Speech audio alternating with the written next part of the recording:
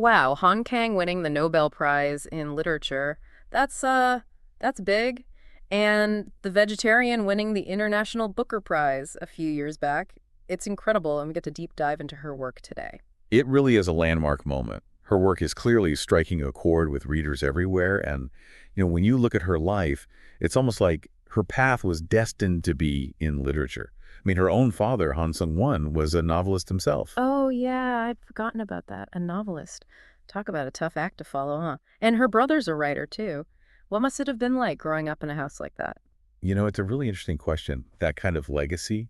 And then on top of that, you have the impact of their move from Gwangju to Seoul, two places with such different energies. You can't help but wonder how that might have, how that shaped her. Totally. Like absorbing the feeling of a place. It has to influence how you see things, right? And speaking of influences, it's so interesting that she studied Korean literature at Yonsei University, but then she also went to the Iowa Writers Workshop. That's quite the mix. It really is. Imagine those experiences. Studying Korean literature in Korea, then being immersed in a completely different world in the U.S. It must have opened up so many creative possibilities for her. Makes you wonder if any of those Iowa techniques snuck into her writing. Though she did start with poetry, right? Even that early poem, Winter in Seoul, there's something, I don't know, something about it that just pulls you in. And then she explodes onto the scene by winning a literary contest with her short story, The Scarlet Anchor. It's clear from the start she's got a knack for storytelling, for captivating an audience. What a way to burst onto the scene, for sure. Right. And the thing is, she didn't stop there. Novellas, essays, she's even written song lyrics. She was determined to explore every facet of her creativity, it seems. It's amazing, really, all that work, from poems to, well, everything. But I think for a lot of people, The Vegetarian is where they first found her. It's kind of a defining moment, wouldn't you say? You could definitely say that. The Vegetarian was her breakout novel, the one that really put her on the map internationally. It's such a powerful book, exploring desire and conformity and rebellion. And the way she uses the main character's transformation to tell that story, it's visceral. And you mentioned earlier there was some controversy about how The Vegetarian was translated. What was that all about? Yeah, it really highlights how tricky literary translation can be, especially with a work so deeply tied to a specific language and culture like this one. There were arguments about some of the choices the translator made. Like, did they really capture the essence of the original Korean? It really got people talking about, like, the translator's role and how meaning can shift when you move a work across languages. It's like another layer to think about when you're reading the book. Fascinating. Totally. And speaking of layers, that quote by the Korean poet Yi Sang, the one Han Kang always talks about, "I believe that humans should be plants." It seems so simple at first, but knowing her work, there's got to be more to it. Oh, that quote always gets me thinking, especially considering what her family lived through with all the political turmoil and violence in South Korea's history. How do you see that quote playing into her work? It's such a big question, right?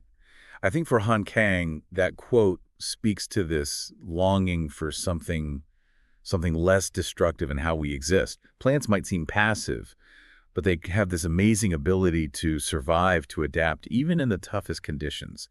And there's something there, I think, where she sees that as a form of resistance, like refusing to be a part of the violence and aggression. I can see that. It fits with the themes of transformation and escape that run through The Vegetarian, too.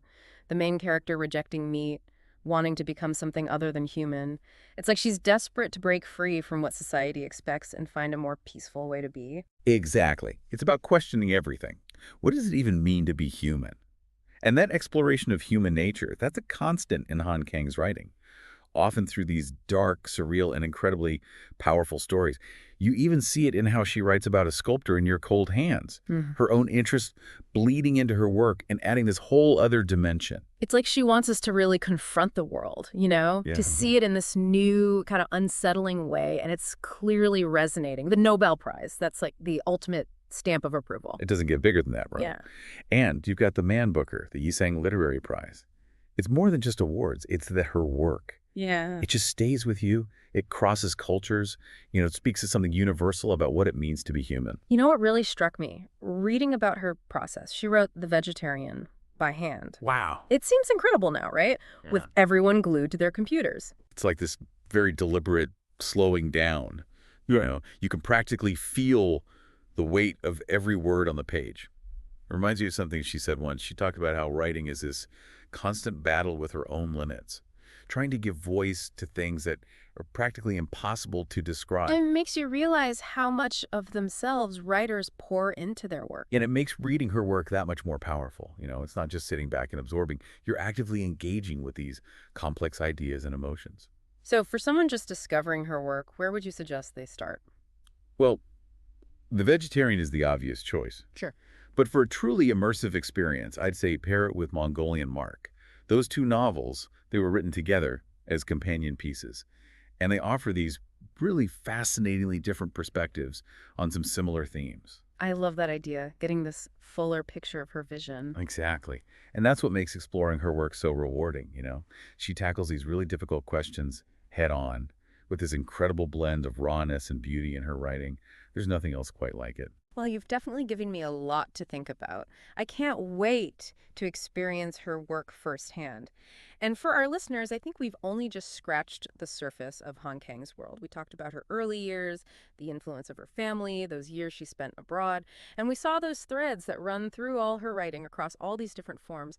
But I think most importantly, we got a glimpse of how powerful her writing can be, how it makes us question, how it stirs up these deep emotions, and how it stays with us long after we finished reading. So if you're searching for a literary experience that will stay with you, Han Kang's work is out there waiting to be discovered.